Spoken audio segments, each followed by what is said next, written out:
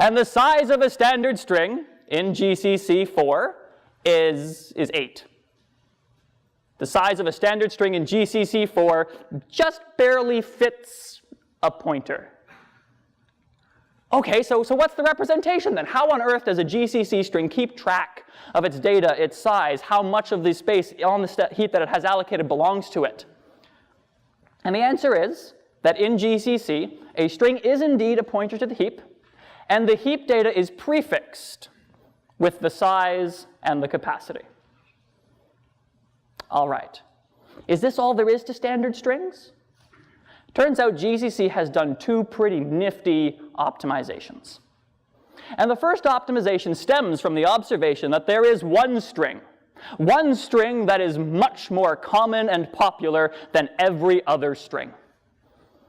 And that particularly common string is the empty string. Every time you default construct a string, every time you move a string, you have an empty string. The thing about the empty string, though, is it's not actually empty. Its heap size is 1 byte. It must have a null terminator, because C++ strings, like their C predecessors, must be null terminated. And so here's a question. Do you really want to be mallocing with 20 nanosecond overhead 1 byte on the heap every time you default construct a string? No. And GCC doesn't want to do this either. So they have an optimization. They have a global variable, which is the empty string.